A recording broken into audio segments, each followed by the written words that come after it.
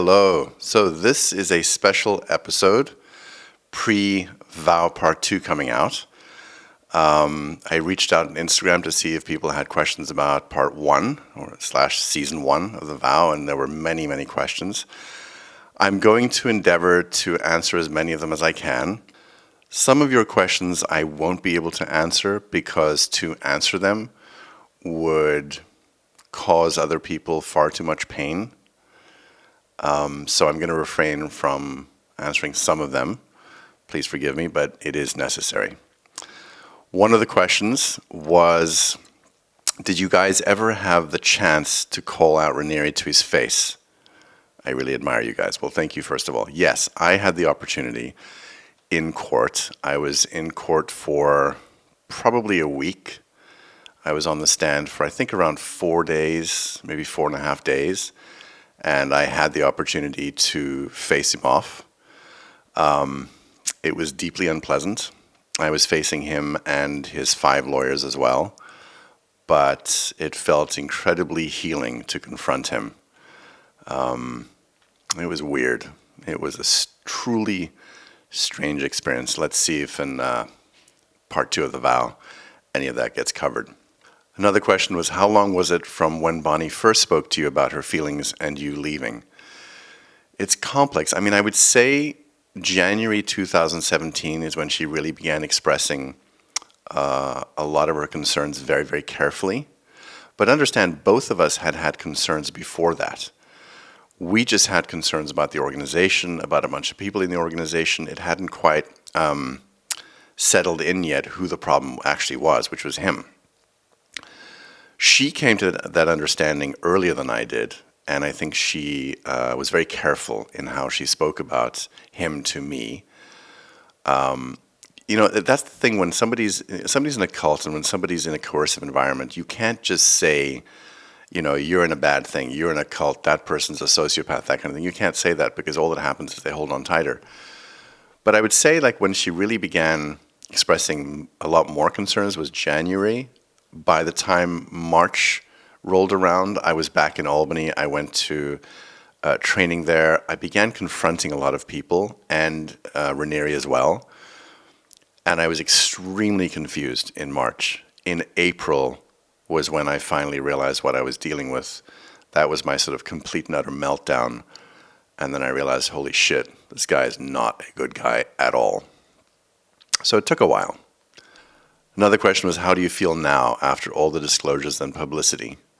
I'm not sure if you mean the disclosures in court, or do you mean just after the Vow coming out? I would say it's been a hell of a ride. It's been an extremely vulnerable experience for me. The way that we were handled by the press was not great. We had tremendous support from people that had been through things like this, or people that actually had compassion or empathy. The press, honestly, some of them were complete assholes. And also, how do I say this? When the Vow came out, there was a very strategic, well-organized smear campaign against a bunch of us, and I was severely targeted. And I actually had a complete meltdown. So the Vow came out, was it September, October 2020, I think? By November, December, I had a complete mental collapse. And it wasn't because of everything that happened before. It was the smear campaign against me. I felt a deep, deep, deep sense of betrayal, maybe even more profound in many ways than the betrayal of Ranieri. These were betrayals from people I really cared deeply about. Those really hurt. So November, December, I was shattered. And then, 2021 was me trying to sort of reorient myself, get my psyche back on track. But I was a mess for a long time, and it took me a whole year to sort of straighten that out. So now, now that we're in, 2022, I feel a lot better about those events. I'm very, very proud of the Vow. I'm very, very proud of everything we did. And I've come to understand a lot more about sort of cyberbullying and why it happens. And honestly, a lot of it is just people's deeply unresolved shadow shit, just projecting everywhere. But that's another episode. So now, as I said, a lot better. At the time, it was extremely vulnerable because, we were literally letting everything hang out there. And if you've never done this before, going public as a whistleblower and sort of, exploring your deepest feelings on camera, which basically means for the entire world to watch, is a very, very difficult experience. And then what happens is there's all the secondary trauma that can occur, and honestly, some of it's the secondary abuse that happens after you go public. I've said this to people before, being a whistleblower is the shittiest job in the world. And the reason it's the shittiest job is the people that you're blowing the whistle against absolutely hate you and are doing everything they can to try to destroy you, certainly, in the media. But then there's the people that had nothing to do with it that are trying to destroy you for whatever, their own fucked up reasons. And then the people you're trying to rescue are also, what's the word? Being abusive, So it's a rough job. I don't recommend it, but listen, it is necessary. It is necessary to blow the whistle on fucked up shit. Somebody else wrote, what you guys did was so brave. Do you still receive any death threats or warnings? No. And again, there were no explicit death threats. What happened in 2017 is we began to understand the playbook of how NXIVM worked and how their litigation department worked, and also what we began to learn, and this was never proven in court, was that allegedly the previous whistleblowers had been set up to be drawn to Mexico to be imprisoned and probably killed. Now, that never came out in court, but we began to understand that we might be up against that kind of thing. And then when, at a certain point, this Mexican lawyer began sending threat letters to a lot of the people that were speaking out against DOS, it got pretty terrifying for a bunch of people, and there were some people that just did not want to speak anymore because they got terrified. That's what you do. If you're like the mafia, you just have to make an example of one or more people, and everybody else shuts up. Thank goodness there were enough of us that were very solid in what we had to do, that in the end we weren't scared into silence, but it did affect a lot of people. And some people were, I think, scared into silence, which was unfortunate. That's another long story. I think that what happened, that the Mexican story part of this whole thing has not been fully explored. And there's some just fucked up shit that happened. And honestly, I'm still pretty pissed off about a lot of my Mexican friends that just went to hide under a rock and said nothing. In part one of the Vow in season 1, Tony Zaratini is pretty much the only Mexican who speaks out. And understand, more than 50% of NXIVM was from Mexico. So there's a lot of people in Mexico that said shit. And they know I'm pissed off about that. They know I am. Another question is, episode 1, you mentioned anxiety when in traffic that an EM helped with. Still anxiety-free, question mark? That's interesting. So one of the cult experts that I spoke to, Rick Ross, who was, basically, NXIVM saw him as the devil. And frankly, so did I, until I finally had a conversation with him in 2017. He said something to me. He said, when you're in that cult environment, you think you've resolved all your psychological issues, but as you deprogram from the cult mindset, you're going to find that all your psychological issues are still there. They've just been waiting for you, compartmentalized in some corner. And he was absolutely right, because when I left and began, I guess, defragging my drive of my mind, a lot of the anxiety came back that hadn't really been resolved. And it's a deeper discussion, but a lot of what the tech, so to speak, did is not necessarily resolve things, but compartmentalize things into some corner of your nervous system where it wouldn't get activated very much. So when I came out, I started having panic attacks again. But as the years have gone by and I've done a lot of other work that's actually much deeper than the work we did in NXIVM, I've resolved the panic attacks. Certainly, in a traffic situation. I'm not sure if I was, buried alive. I'm sure that would, cause a massive claustrophobic reaction. But yeah, the traffic thing is not there anymore. But it was never really resolved because once I left, it came back. And that's a longer story about what the tech does. Another question is, what efforts have you made to try to save the others? I'm not sure if this person's seen the vow, but I mean, it was years of trying to save others. It was just years. And there was a sense of desperation. So we tried everything. There was phone calls, there was letters, there was talking to family members, there was going to confront people. I mean, at one point I went, just before Ranieri was arrested, I went to go and try and confront a few people to try to talk sense into them. It was very unsuccessful. But I was just desperate. And I'll get to what I did at the end of this episode, what my last ditch attempt was.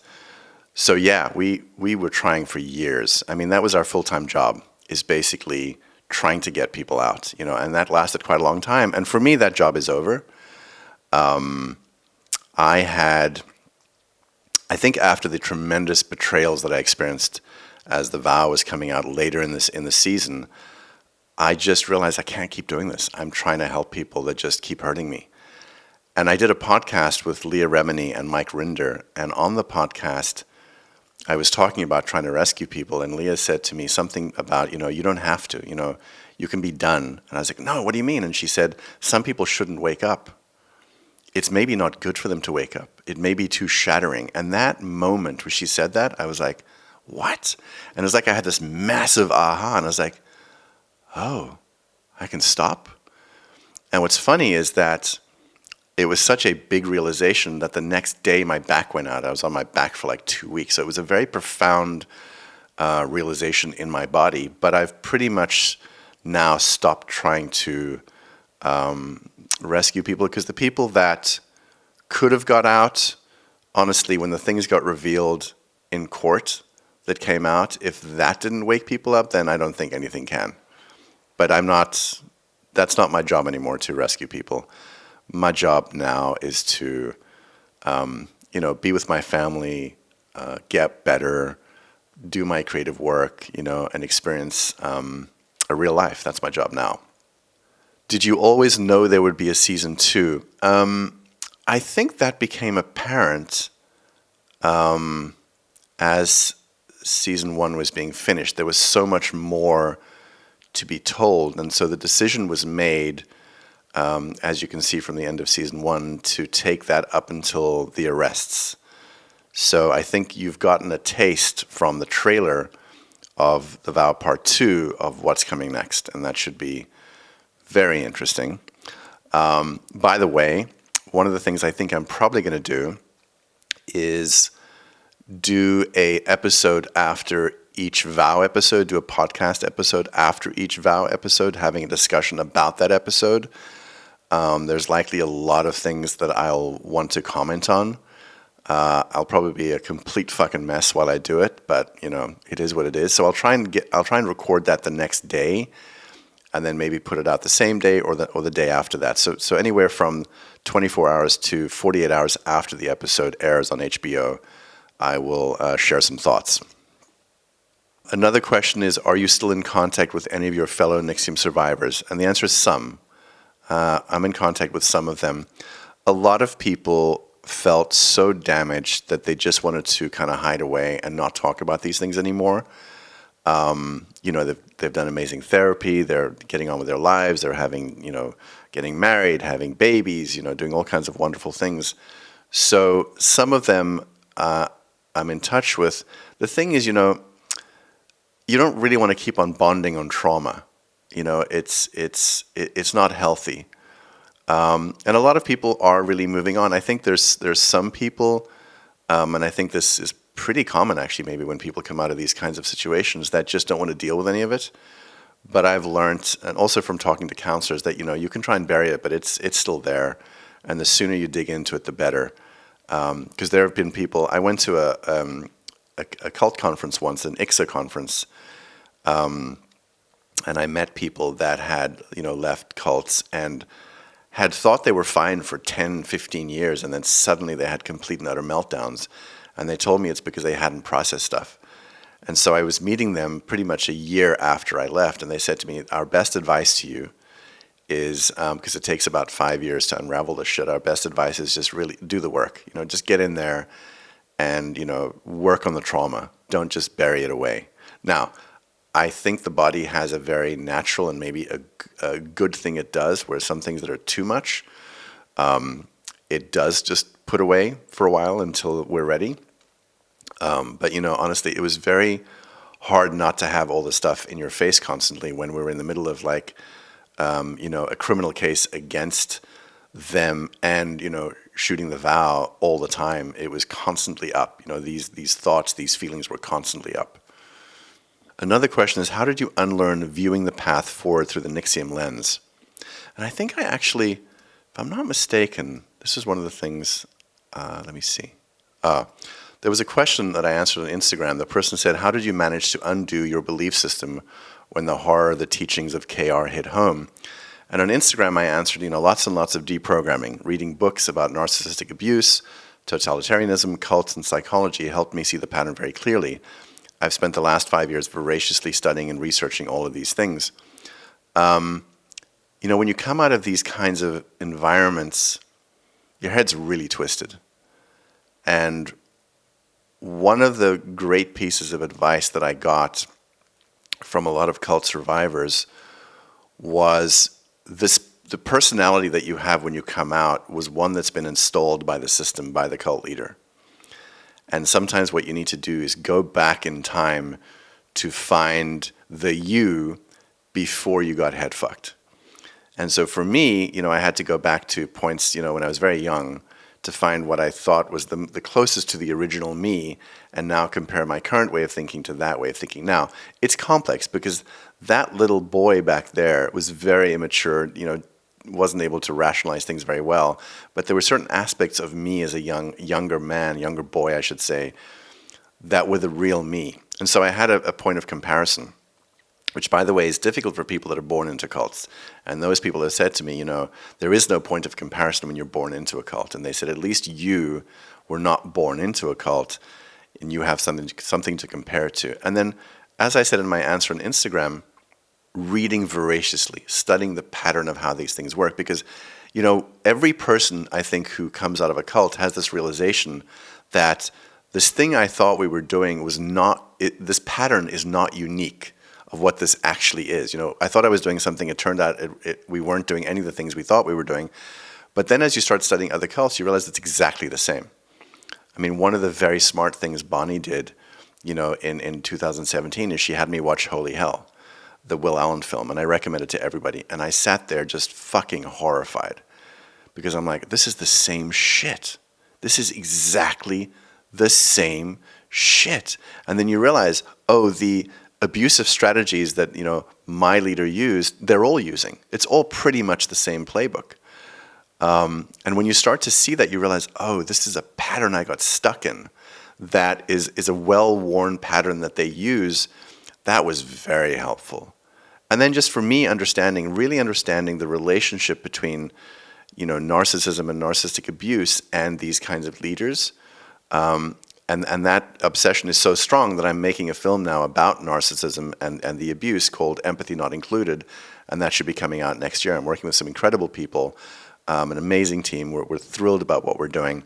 But that came out of my obsession of understanding the pathology of some of these leaders. So learning about all these things helps you reorient yourself sort of right way up. Because I've said this on other podcasts, when I woke up, when my shattering wake up, I think that was in April 2017, when I woke up and realized, what the fuck have I been doing? What have I been involved in? What is this thing? I woke up in what I call the upside down. Those of you that have seen Stranger Things know what the upside down is. I woke up in the upside down, realizing that I'd thought the upside down was the right way up. And looking around and just being horrified at the darkness and the fucking evil that was actually there. And so I had to reorient myself back to the normal world. And it's a very strange thing when you wake up in this world and it's this fucked up dark place that you thought was right way up, and now you realize, no, this is not right way up, and you flip, and it's this weird feeling of like a new life that's very, very strange. And somebody asked me the question, like, what's that like? It's very strange because you suddenly, it's like you came out of a dream. And I told somebody this, I think, recently, maybe I said it in one of my podcasts, that I remember the exact moment that I fell into the upside down. And that was, Nancy Salzman was giving me a hard time early on about me not really taking the ideas in and really mulling them over. And she said to me, you're not thinking like a scientist, you're battling all the concepts. How are you ever going to truly understand them? And I thought, that's a good point. I mean, I am battling.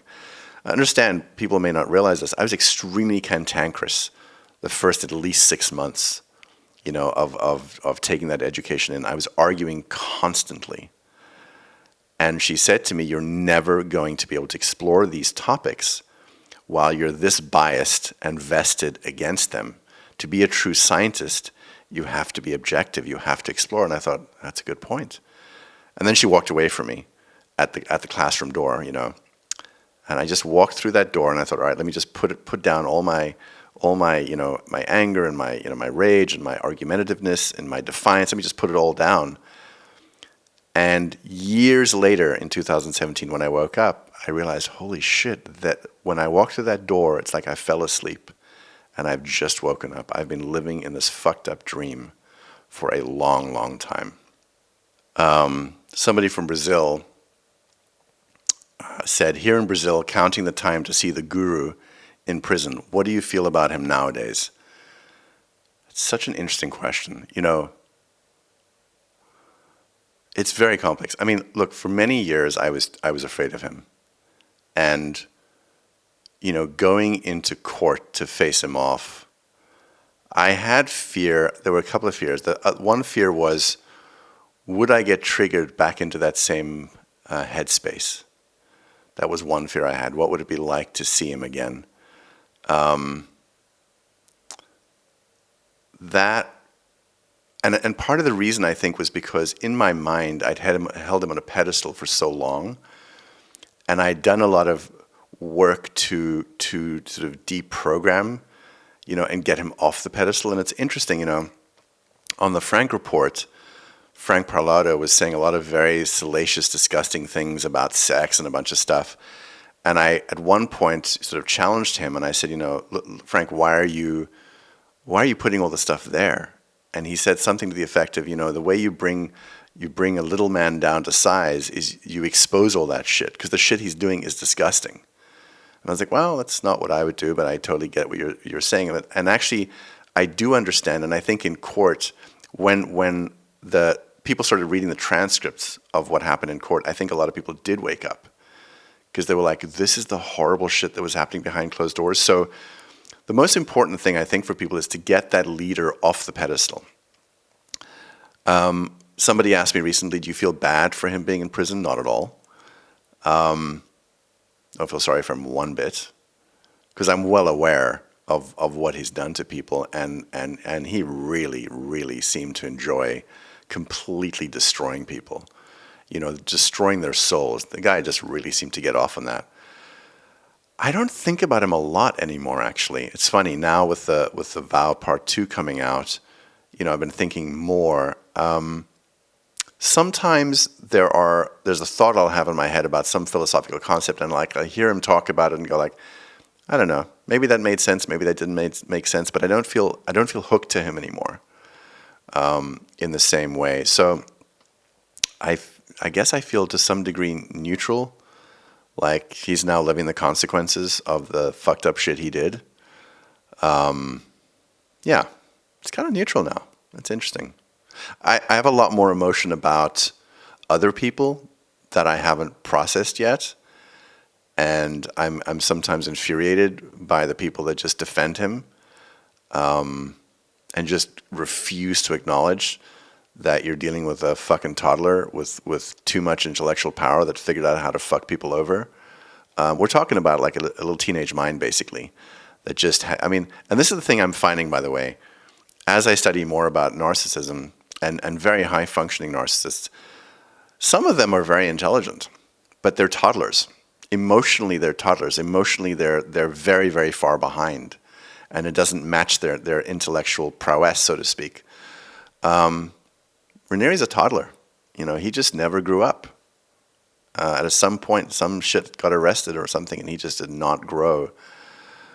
Maybe that's too kind. You know, I think, personally, I think that, I don't know, I think he was born with a condition, is what many of us think now.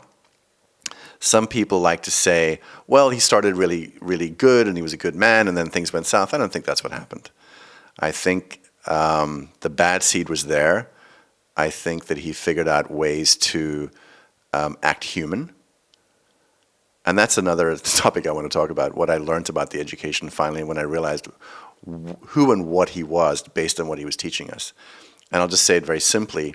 I realized that the entire education was trying to teach somebody that had no empathy what empathy looks like, how to behave empathetically. And later I realized, oh, you're teaching us stuff that you had to teach yourself to look like you're human. You know, because I could never understand, why do you have to go through all this trouble of all these different steps to like understand empathy and feel empathy? Like, why not just feel it? And then I realized later, oh, it's because you don't feel it. So you're trying to teach us your struggle in life. You know, you try to figure out all these systems of self-punishment to keep yourself in line, to keep yourself in check, so that nobody would see behind the mask. It's a whole other story. I will deal with that a lot more at a later point. A few people have been asking me about when it's going to be showing in, you know, the UK, Ireland, Brazil. I actually don't know, because I don't know what deals HBO has made. I think that if a provider in your country has a deal with HBO, then probably it'll be shown on that thing. I think that in the UK, Sky was showing it last time, so maybe it's the same now, I'm not sure. But unfortunately, I don't have information on that. Somebody else said, what do you wish season 1 covered but didn't? And what did you wish they didn't cut out? Ooh, it's a complex question. I feel I can answer some of that maybe after, you know, season 2 is out. There's a lot of stuff that happened. A lot of truly incredible stuff. But I think when you're telling a story, you know, you can't just include everything. You're sort of following, you know, certain, you know, through lines and certain, you know, stories and people. And so some of the other stuff is incredible, but it doesn't really relate to, you know, the characters or whatever. But I'll just say there's some incredible shit that happened. I think that if, you know, maybe it's good that stuff never made it into the cut. I think that it would actually embarrass a great many people. Because understand, and this is, you know, something I feel a little bitter about still, a lot of people disappeared. A lot of people that did some really, really bad shit just disappeared. Some of them got incredibly powerful lawyers. I think some of them made really big backdoor deals to not face prosecution. And I think what irritates me sometimes is that, you know, I was one of the more vocal, and I just fucking ripped my chest out and exposed it to the world in the Vow. So some people thought, oh, well, this is, you know, he's the guy. And I'm like, motherfuckers, you need to go listen to the transcripts. You need to, like, read them. There's a lot of shit that happened that's not in the Vow, but happened. Bad shit, you know, bad actors. But, you know, I don't want to get into details about what some of those things are. I mean, look, I might, you know, in my book, I mean, I'm making a lot of changes. I think I mentioned to some people, I kind of had my book written in 2019. It was called Mentor back then. You know, I've now renamed it provisionally Quest. And I realized I was spending far too much energy talking about Ranieri, and I switched the focus to talking about my journey, you know. So, you know, I'm doing a lot of rewrites at the moment. I might at some point talk about some of the fucked up shit that never made it into the cut, and honestly never made it into the press, or I might not, you know. I don't want to start any unnecessary wars, and I think some people have been through enough pain at this point. You know, look, how can I say this? This entire journey of what NXIVM was, is, what it took to get out, the conversations that occurred between some of us and the people on the inside who were either holding on tightly or were trying to figure out what was going on. There was a lot of incredible shit that happened, and there were heartbreaking losses that are maybe not so clear in what showed up in the final cut of the vow, and certainly not in the media. Heartbreaking losses. You know, people that I care about deeply to this day, who I lost. You know, I lost them because fundamentally, ideologically, we just couldn't see eye to eye. And you know, one of my great losses was Jim Del Negro. You know, Jim was a proctor. We lived together for a long time. He was a dear friend of mine. I loved him. He loved me. But in the end, he chose Ranieri. And you know, Jim passed away. And that was heartbreaking for me. I've never spoken about it publicly. He was following the medical advice of Ranieri, who was still in prison, giving him advice, I assume. And he made some bad choices, and he died in Mexico. But you know, there was a message that Jim sent me, a video message, and I saw that he sent the message, and I knew why he was reaching out, because Ranieri had been trying to reach out to me from prison. And what Ranieri was trying, the message he was trying to give me is to please tell the judge that I made a mistake, which is a level of arrogance that's so beyond fucked up, it's incredible. And so he was trying to reach out to me, and so some of the loyalists were trying to reach out to me as well. So when Jim reached out, I realized, oh, this is just another part of that thing, because what would always happen is Ranieri would get all these different people to reach out to a particular target. And so when Jim reached out, I did not want to play the message, because in previous years, like Claire Brompton, for example, had sent an email to her father with a keylogger in it, which is basically a way, when you open the email, I think the attachment runs a program and can now get access to your computer and feed it back to the person who sent the email. So I was aware that that was one of the tactics. And so I couldn't open the file, because I thought to myself, look, Jim is a loyal soldier to Ranieri, and there's probably something in this file, so I never opened it. When he died, about a week after he died, I decided, you know, what can I lose at this point? And I watched the video, and it was a message from him, and it was very sad. It was very beautiful in some ways, but I knew he was making this message and sending it to me at the behest of Keith Ranieri, of basically trying to reestablish a relationship with me. And unfortunately, I knew that he was literally being a spy, and that's what was so sad. Now, did Jim really care for me? Yes. I believe that up until the day he died, Jim really cared for me and for many people. And he was saddened by the abyss between those loyal to Ranieri and those of us who were not. But that was a great loss.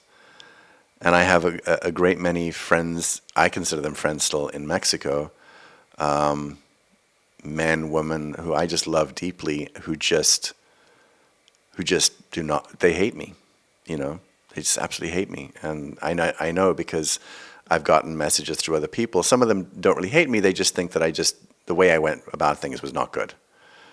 You know, that there was a better way to do all this, you know, that I should never have gone to the press, that I should have done other things before. But the thing that they don't realize, and actually nobody really knows this, when in May 2017, when I realized what was going on, we all had jobs, all of us whistleblowers had jobs, and my job was to talk to law enforcement. So I tried to reach out to New York State Police, the FBI in LA, the FBI in Albany, the DEA, the police in Vancouver, investigators in Vancouver, investigators in New York, all these people that I tried to reach out to and tell them what was going on, and they just wouldn't really pay much attention, or they'd say, we'll look into it. And eventually I was saying, look, I'll bring legal counsel in to explain what the case is, because I was telling them all these things and they just couldn't quite see the crimes. And I was like, how can you fucking not see the crimes? I've been studying this shit for like under a month and I can see the crimes. There's a lot of complexities, and when we finally got exasperated and thought, fuck it, we're just going to go public, because that's the only way to get law enforcement to pay attention, and that's why we did what we did. So in October 2017, the New York Times published, our story, and that's when law enforcement paid attention. And I believe that some of it was based on a particular prosecutor, Moira Penza, I believe, read the story and thought this is an amazing thing, and got interested. But I also think that other divisions, of the DOJ, I hope were embarrassed that they did fuck all. And there's a lot of, honestly, there was law enforcement in Canada that, instead of listening to what I was saying, was instead, on behalf of the cult, terrorizing DOS slaves who had escaped, like putting them under the microscope of investigation. And I was saying to them, you guys are looking in the wrong direction. And I found out later Claire Bronfman got a 3-hour meeting with investigators in Canada. And I tried everything to talk to the Canadian police. I mean, I even got myself pulled into the back room at the Vancouver airport by saying keywords that I knew would make them pull me into the back room so that I could talk to somebody. And they just did not give a shit, it seemed. It was extraordinary. So the New York Times was our way to finally, get their attention. I don't even remember where I started with this ramble, but anyway, that's the end of that ramble. Let me look at now on Instagram. I answered some questions that I may want to expand on. This great question. Were there any good moments you could enjoy during season 1? I think you mean watching it. Yeah, and as I said, that one of the best moments is literally when Bonnie and I are at the Silver Bay YMCA in Lake George in New York. And we had just come from Vermont, where we had sort of faced off with a number of the loyalists. And we decided to stop at Silver Bay, and there was snow on the ground. It was winter, which we'd never been there in winter. And I was sort of, talking on camera about different things that happened, and we got that phone call that the person told us basically he's been arrested, and we were just like, it was the most extraordinary moment for us in real life, and also watching it again was pretty fucking cool. I don't know if that I would say I enjoyed watching The Vow. It's extremely traumatic watching your own life unfold on screen. And sometimes it's frustrating because you know that there's a lot more than is on screen that, that people don't know, and everything inside me wanted to say, but this happened and that happened and this happened, But that for me was one of the huge highlights. And on the other end, just I think in the later episode, maybe it was 8 or 9, just see myself break down is heartbreaking. I was so fucked up. I was so fucked up while we were making that, just really fucked up. But somebody said to me, like, well, why did you do that? Why did you go on camera? And the thing is, I was so horrified about what had occurred that I thought the only way to make this right is to get people to understand how it happens, and just to tell the truth, and just to like fucking rip my chest open. Now, I was obsessed because, like a soldier, I had to get the world to understand, how these things work. Now, was that good for me? Definitely not. It delayed my healing for a long time. And by the time I got to court, I worked with the FBI for months and months and months, and then when I finally got to court, I was so stoic. I was so stoic because there was so many emotions. And when I was done on the stand, I was exhausted, So none of that stuff is certainly in part 1, but there were, highlights like I said, that him getting arrested, highlight, huge highlight. It was also a very funny moment when Sarah is in New York and she makes some kind of joke about her brand and the topical stuff she's rubbing on. I mean, I have a laugh every time I see that scene. It's really funny. And understand in the middle of all this, there's this dark humor that was going on all the time. The shit was so fucked up. We weren't always just crying and, whatever. Sometimes we're just laughing because the absurdity of the situation we were in was so extraordinary that I think there was this weird, inappropriate laughter sometimes. Not because stuff was really funny, but because it was absurd. This whole thing was absurd. Like, we went into this thing, good-hearted, good-natured, and it turned out to be a fucking, as the press said, a sex cult. That shit's fucked up. That's just really odd and really strange. Anyway, I'm rambling. All right, another question. Another question was, how on earth did you guys cope with so little sleep? It seemed like KR never stopped. That's funny. So my answer was we weren't coping. Everyone was falling apart mentally and emotionally. Meanwhile, we found out later he was up all night diddling people and sleeping during the day. More on my next podcast episode, which is this one. So the thing is, we thought that he was, up all the time. And he had the story. He said, his day wasn't 24 hours, it was 23 hours, so it changed all the time. And I think that was just a bullshit excuse to allow him flexibility to show up or not show up to things. But the very first V week that I went to, they said, would you shoot? And I said, sure, I'll shoot. And so I thought, I'm going to match him because I'm from the film business, but I can stay up for hours and hours and days and days and days.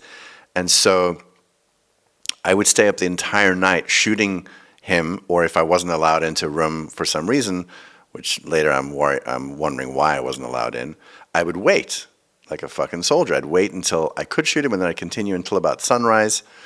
And then I would do my day shooting other things until he was available, usually in the afternoon. And so I was under the impression that, this guy just goes and goes and goes and goes and goes. It was funny because by I think it was day 8 or 9, I went to a volleyball game and I thought, let me just lie down for a moment. And I think I was running on about maybe 2 to 3 hours sleep. So at day 8 or 9, I was fucked up beyond belief. And I lay down, and the next thing, and that was in the evening, and the next thing I woke up, it was like 9 a.m. in the morning, and they just left me there because I was exhausted. And I thought, man, I can't keep up with this guy. But it turns out this guy was up all night and sleeping during the day. And then sometimes he would, go have breakfast at Nancy Salzman's house. She would make him an omelet, whatever. But everything was like very fluid with him. And, sometimes I guess I found out later he was just stooping people, and then he was sleeping, and he lived a pretty comfy life, So it wasn't a case of we couldn't keep up with him. It was a case of like when he was sleeping, we were still working. We were still doing stuff. Yeah. That was quite the con. Another question here was, how did people support themselves financially? Were they leaving to do regular jobs? So most people were still doing regular jobs, but at a certain point, there was always this pressure, move to Albany. Come here, do this work, and then people would say, but I have a life, I have a job. You know what, why don't you do one of our career paths, and you'll make a lot of money doing one of our career paths. So many people eventually, if they spent more time at Albany, would be giving up their careers, and doing one of their career paths. A lot of people didn't, though. A lot of people kept their careers. I answered this question on Instagram, is NXIVM still going on? And I said, yes, I believe the philosophy is still operating in Mexico under a new name and different branding, with some of the same leaders. We found out, I think it was last year, that Rainbow Cultural Garden, the children's program, might still be running. We also found out there's a new coaching program in Mexico that's being run by a lot of the same people, the same leadership. It's basically, NXIVM ESP rebranded. I just got a message this week from somebody in Spain who said that there's a training program that seems exactly like NXIVM. So, it's possible it's still going on in Spain. The company itself, NXIVM, it doesn't exist anymore, and the government have pretty much seized all the educational materials, but I'm sure that they're still going out, teaching the same stuff. I don't doubt that at all. But I imagine they'll be very, very careful. And look, who's to say? They might well also be communicating with Ranieri in jail. I know some of the people now have been forbidden from communicating with him, but he's a very crafty guy. You know, he managed to get messages out all the time, and I'm sure there are messages getting into him as well. You know, he does still have access to money, so he still can pay guards to, I guess, get messages, give messages. I don't know. I don't know how that shit works. But this guy is never going to give up, you know, trying to prove that, you know, we in the government are all lying. He's never going to give up. Somebody else said, what parts of season 1 are too painful to watch? I said, big question. It is a big question. I think seeing some of the pain Bonnie was in is horrendous for me to watch. I think that seeing the pain that, you know, Sarah and some of the other women were in is also just, I mean, that is what motivated me, is the pain I saw that Ranieri caused to these women. I was enraged. And that motivated me for years to do everything I could to put an end to this. But seeing that again is very, very hard for me. Also sometimes seeing, you know, the people that when they were in the state of just believing this was a good thing, that is painful, because in the end I figured out what this really was. I mean, in court, you know, I was asked to read the mission statement. And in my meeting with the prosecutors, I think they'd asked me at one point, you know, is this something that you would read? And I said, I don't think that's a good idea, because I'm going to have a complete meltdown. And they said, why? And I said, because the thing is so, in the end, it's so evil what this represents. And I want to just quickly tell you a story. My first year, I actually think it was my very first intensive. Yeah, it was my first intensive with the SP. There was a mission statement that we would read every day. And I can put the mission statement in the show notes. And it was very, very beautiful. The idea was very beautiful. And I think it was sometime in my second week of the intensive, I began reading it, I began crying. And I had a complete meltdown. And the trainer, I don't want to mention her because she was never public, the trainer asked me what was going on, and I had to walk out of the room, and I was in such grief, and she said, what is it? And I said, I'm reading something that's so beautiful, and I know I'm not this. I feel like I'm a fraud, because this mission statement is so beautiful and so full of goodness, and I am not that. And that is what I thought about that mission statement, that it was really, really beautiful. You know, maybe like, you know, reading what the founding fathers wrote in the Declaration of Independence or something like that. It was like that feeling for me. So when I realized what NXIVM actually was and what was going on behind closed doors, it was so horrifying to me that the surface, that, you know, the sheep in wolf's clothing, that the sheep was this beautiful, beautiful statement, but there was a wolf operating under the statement, was so horrifying to me that goodness had been so twisted that in court, the prosecutor surprised me by saying, by putting it up, you know, for the jury to see and for the judge to see, and said, you know, would you read it? And you could see I was like, I think I was probably shaking my head like, oh no, this is not going to go well. And he said, you know, I think he said, Mr. Vicente, would you just read it in your mind? So I said, okay. So I began reading it. It's funny, even now it fucks me up.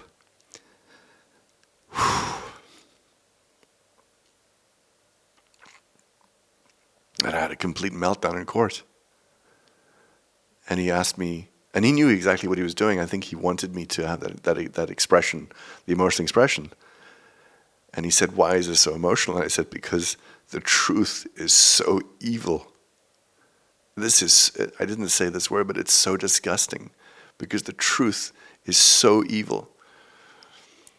And that is the thing also that made me wonder, how could, because there were people sitting, you know, in court people that were loyal to Ranieri just glaring at me for days. And I thought to myself, how can you sit there and just glare at me as though I'm the cause of destroying your Eden and not take in what this man has done? I was shocked. But that was extremely difficult. Now that didn't show up in season 1 of The Vow, but there's a moment in the end of, was it 8 or 9, where I have a complete meltdown, and that's also hard for me to watch because I know what's going on inside my mind, inside my psyche at that point, and that is just the horror of realizing that I was lied to, and that he knew what he was doing to me, and he enjoyed it.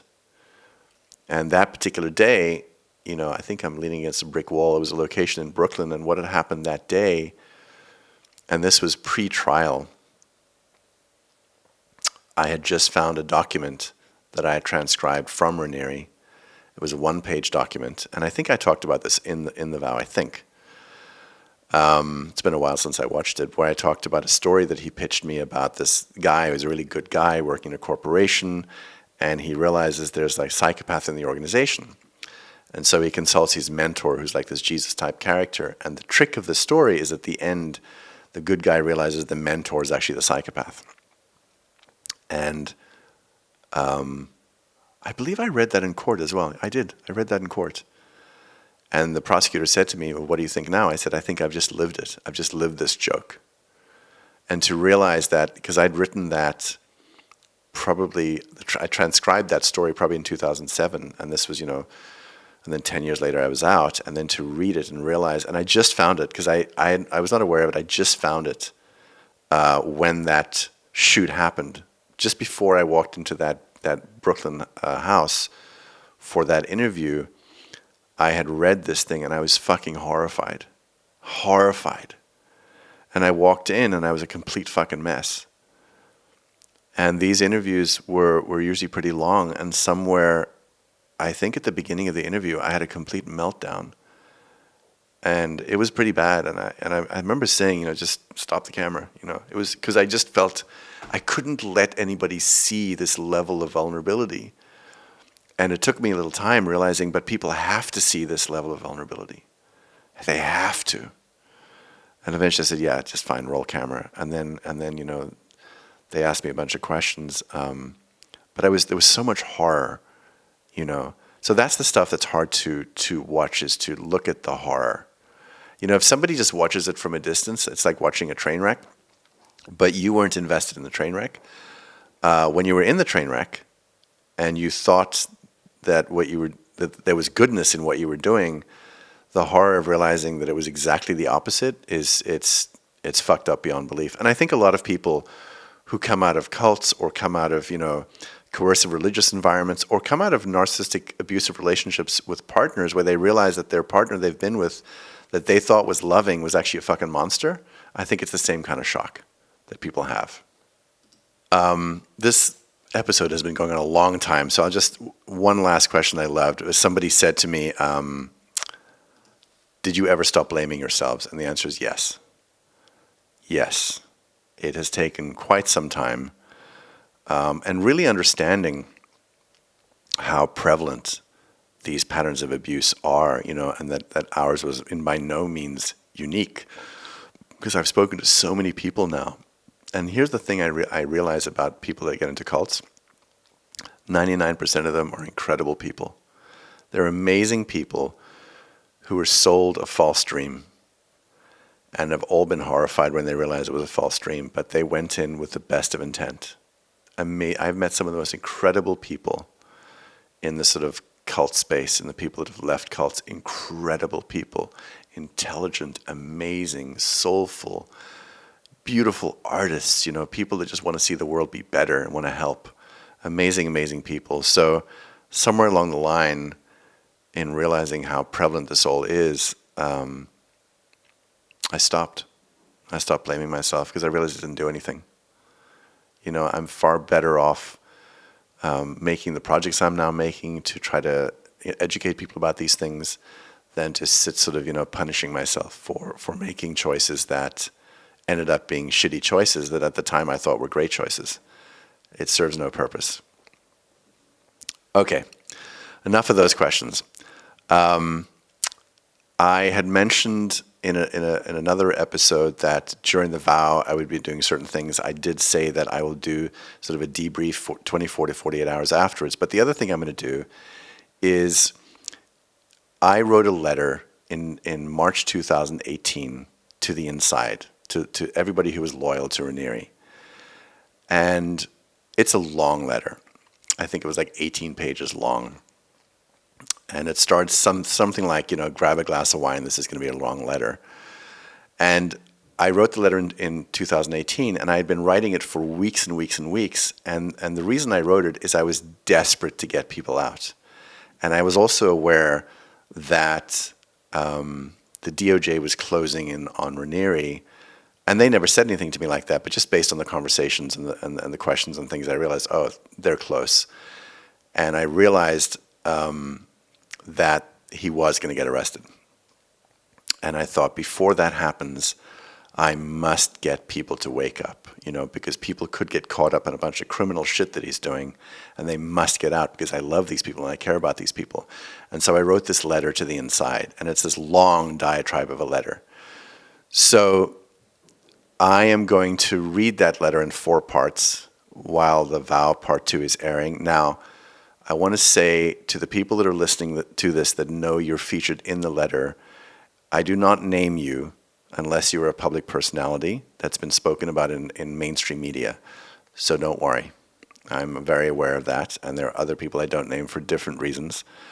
But I will read it in 4 parts. I think you'll get a fascinating insight into what I was trying to do in 2018 and how desperate I was to get them out, to get them to wake up. And listen, it's an angry letter. It is fucking angry. And I am sarcastic in ways that are unique to me. But it did have some effect. And, it's funny because I wrote the letter, and the very next day, the FBI called me and said, so about this letter. And I'm like, holy shit, you have the letter? They said, of course we have the letter. I was like, my God. It was a powerful letter for me to write, and for some people it was very powerful for them to read. But that will give you a snapshot of where my head was at in March 2018. So that will be coming up, as I said, during the vow, part 2, as it's being released. I'll release it at least one a week, and it's in 4 parts. And I think you'll probably enjoy it to some degree. I think you'll probably be horrified by some of it. You'll probably have a lot of questions about some of it. And honestly, I could write a book just about that letter. But I will do a much more detailed analysis of the events that occurred, that I'm talking about in the letter, probably in my book. So thank you for listening to me. You'll be hearing a lot from me in the next 4 to 6 weeks. And as always, we will talk soon.